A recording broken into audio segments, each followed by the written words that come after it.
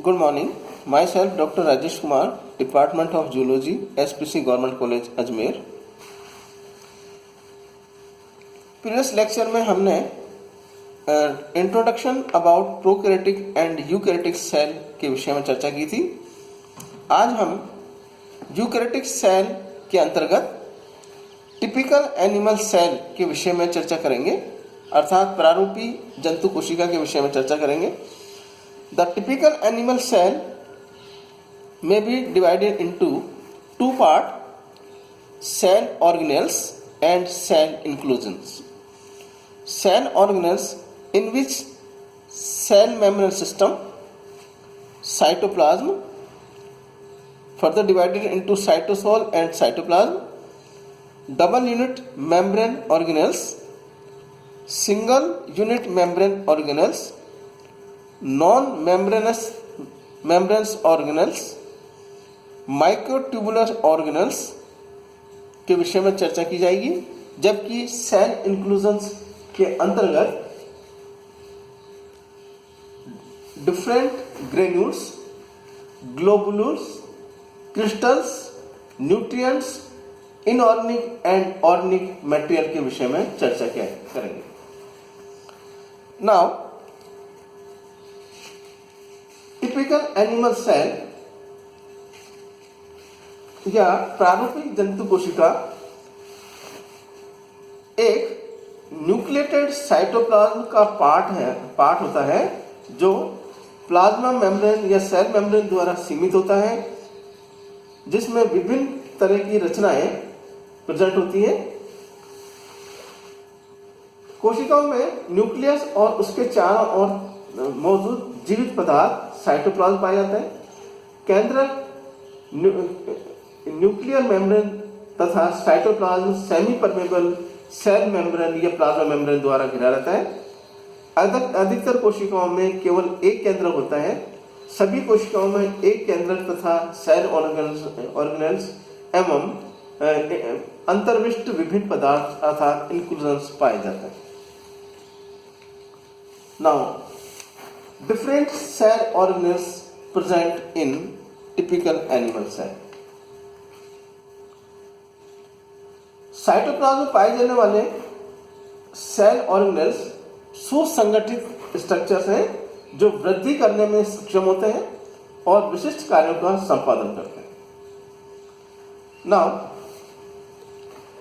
Cell organelles may be divided into cell membrane system, cytoplasm, double unit membrane organelles, single unit membrane organelles, non-membranous organelles, microtubular organelles, and cell inclusions. First, cell membrane system. In cell membrane system, plasma membrane made up of protein layer in which lipid bilayer are present, अर्थात protein की दो layer के मध्य वसा की lipid bilayer द्वारा निर्मित होती हैं। इनका मुख्य कार्य कोशिका की आकृति का निर्धारण करना, determination of shape of cell, security, और यह सेलेक्टिवली परमेबल मेम्ब्रेन होती है, अर्थात चयनित पदार्थों का कोशिका के अंदर अथवा बाहर की ओर आदान प्रदान करना। Now second part cell organelles, that is cytoplasm. Cytoplasm divided into cytosol and cytoskeleton. Cytosol dissolve enzymes द्वारा डिजॉल्व एंजाइम्स युक्त कोलाइडल मटेरियल होता है और ग्लाइकोलाइसिस का कार्य संपन्न करता है। जबकि साइटोस्केलेटन या कोशिका पंजर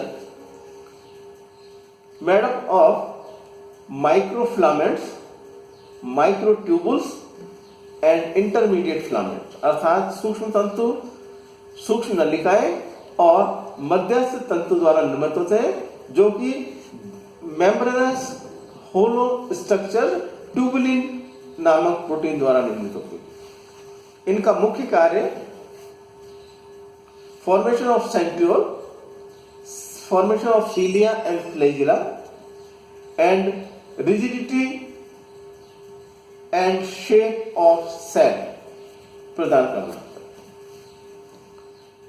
next cell organelles, these are double unit membrane organelles, अर्थात दोहरी झिल्ली युक्त कोशिका अंग। Double unit membrane organelles are endoplasmic reticulum, अर्थात अंतः प्रद्रव्य जालिका, जिनकी संरचना में network of internal sales,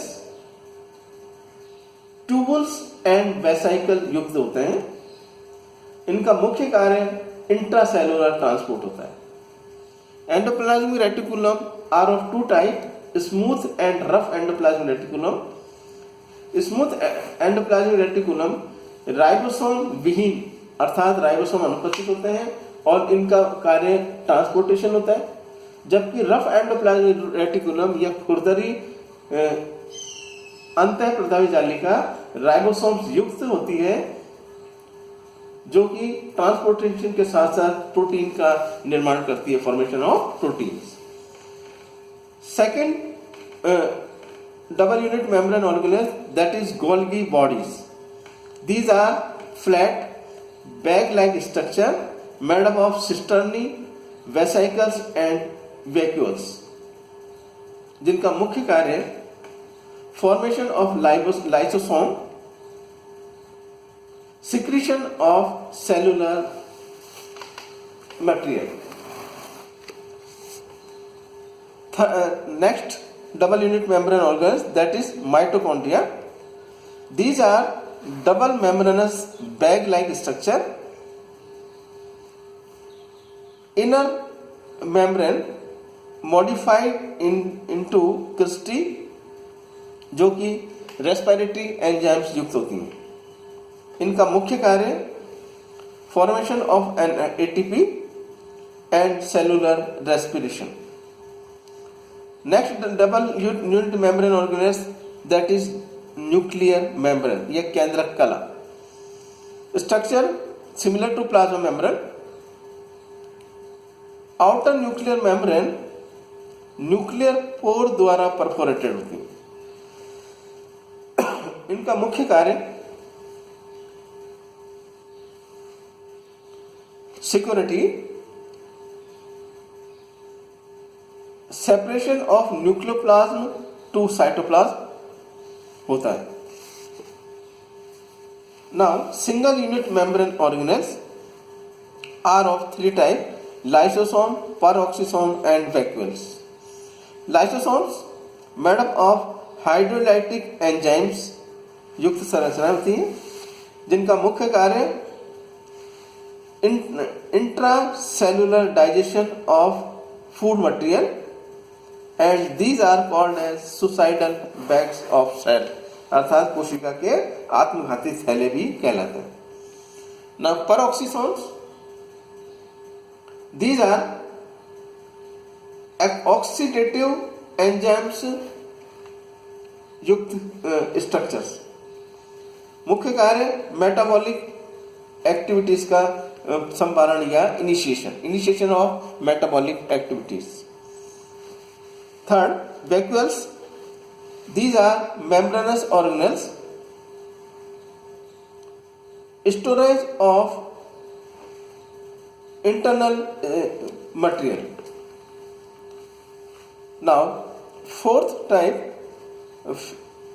non-membranous organelles, अर्थात बिना झिल्ली के अंगक जो कौन कौन से हैं, these are called as ribosomes, made up of protein and RNA granules.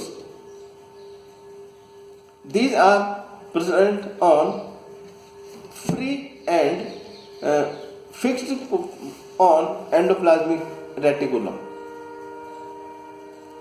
मुख्य कार्य है formation of proteins. Next cell organelles, that is microtubular organelles अर्थात सूक्ष्म नलिका रूपी अंग.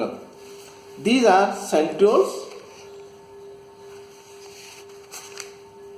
cilia, flagella and basal bodies. Now for centriole, these are 9 triplet tubules युक्त संरचनाएं हैं. Single pair hollow cylindrical structure पाया जाता है जिनका मुख्य कार्य formation of spindle fibre during cell division and formation of basal bodies. Next, microtubular organelles. These are cilia. Cilia are 2 central and 9 peripheral microtubules युक्त सेलुलर सरफेस पर स्थित होता है. ये 2 केंद्रक में केंद्रकीय और 9 परिधीय सूक्ष्म नलिकाएं युक्त होते हैं जो कि कोशिकीय सतह पर स्थित होते हैं और इनका मुख्य कार्य सेलुलर मूवमेंट होता है. Next, flagella. These are similar to cilia but long as cilia. Cilia के समान संरचना होती है किंतु सीलिया से लंबे होते हैं.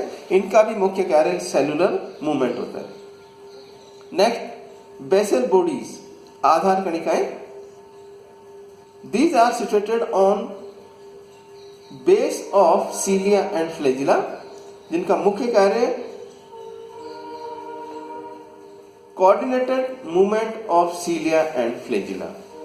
इस प्रकार टिपिकल एनिमल सेल के सेल ऑर्गेनेल्स के अंतर्गत सेल मेम्ब्रेन सिस्टम जिसमें plasma membrane, cytoplasm in which cytosol L and cytoskeleton, double unit membrane organelles in which endoplasmic reticulum, smooth and rough endoplasmic reticulum, Golgi bodies, mitochondria and nuclear membranes, single unit membrane organelles that are lysosomes, peroxisomes and vacuoles, non-membranous organelles that are ribosomes, and microtubule organelles that are centrioles, cilia, flagella and basal bodies.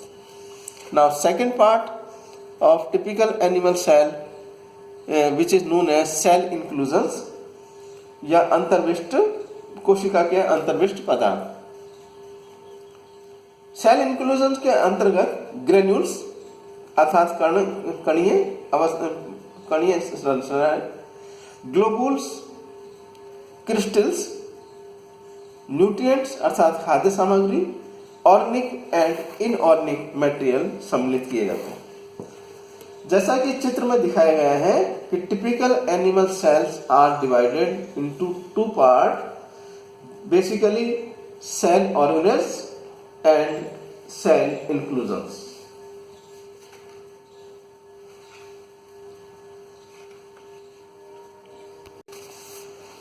Summary के रूप में हम देखें तो eukaryotic cell या typical animal cell में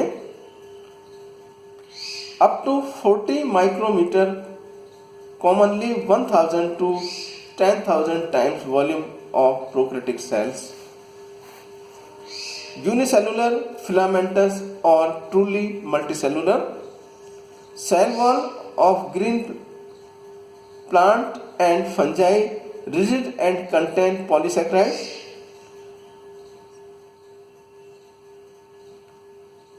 flagella complex with 9+2 arrangement of microtubules, intracellular, 200 millimeter diameter, and many organelles, developed bound organelles present, example nucleus, mitochondria, chloroplast, great diversity of organelles bounded by single membranes. These are Golgi apparatus, lysosome, vacuoles, microbodies, endoplasmic reticulum.